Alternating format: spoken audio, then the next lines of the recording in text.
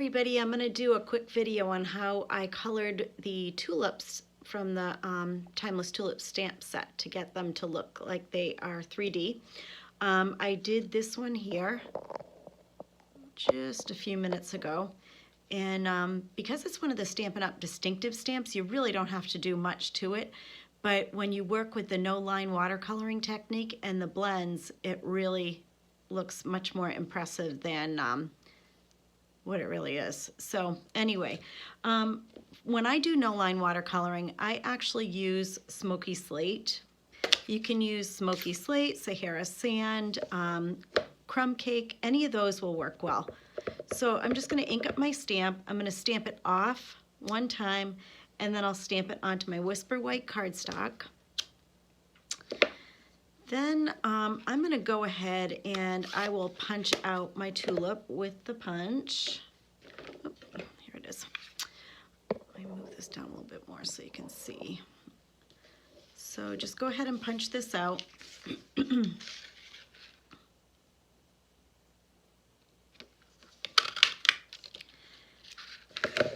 And then for the purple, ooh, I was kind of crooked there, but then for the purples, I used dark and light Highland Heather, and I also used, so this is dark and light Highland Heather, and I also used dark and light Purple Posy.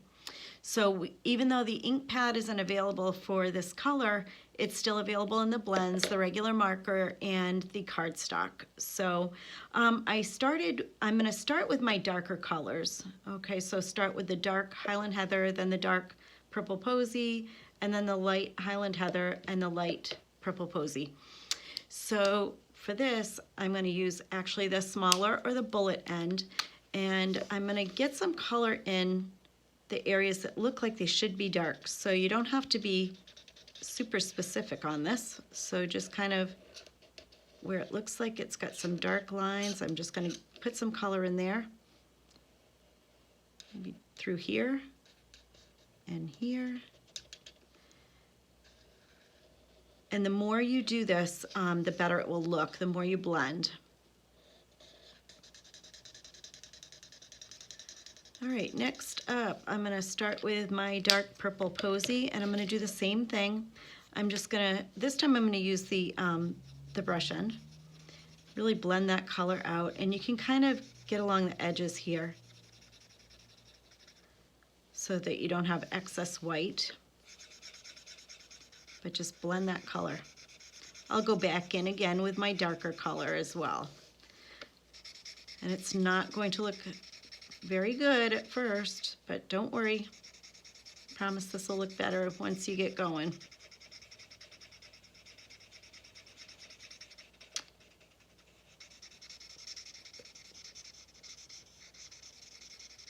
But you can see the color starting to bleed out and blend out. I'm going to head to my light Highland Heather, and I'll go with the brush end for this. Again, I'm going to go over all those spots that I just used.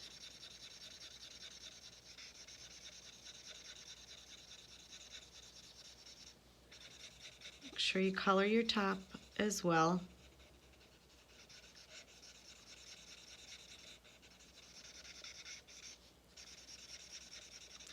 And then I'm going to choose the lightest of the markers, and that is the light Purple Posy. And I'll use my brush end for that. I'm just going to go over the entire thing. Now, when I look, I can kind of see some of the color from where I stamped showing through. And those are the areas that I'm going to go back in with my dark, the darkest one, which is the dark Highland Heather, and I'm going to go over these again. So I'm going to go over these lines. This time I'm using the brush end, and I'm just going to kind of add a little more detail.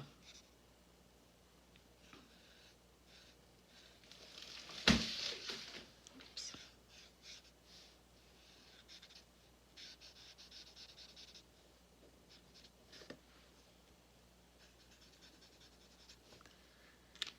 All right. Same thing, just back in with my next lightest color. Got the bullet end on this one.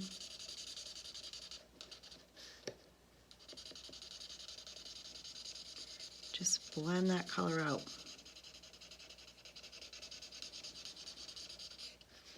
I'm going to flip to the blender side, the brush side, and blend that color. But you can see how it's kind of starting to take shape and look 3D almost.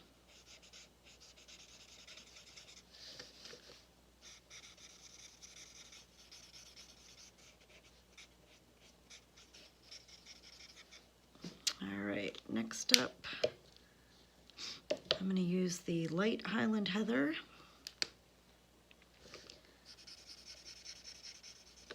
Blend more of that in.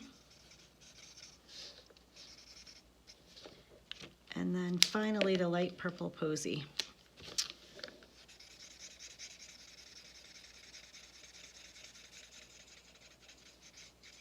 Okay, so I think that looks pretty good. I might just kind of do a little bit more of the dark Highland Heather one more time, just kind of through here.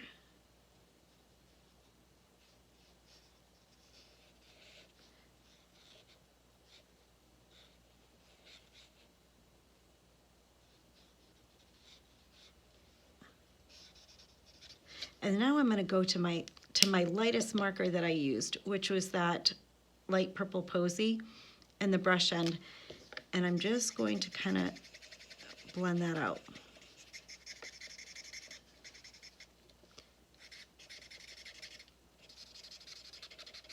Okay. Now that I would say I'm pretty well done, I'm going to give it just a second, and I'm going to take the brush end of my color lifter. Here's where you can kind of get even more definition. So I'm going to just kind of bring this in a little bit through here. Give it a second, you'll see the color start to lift a little more.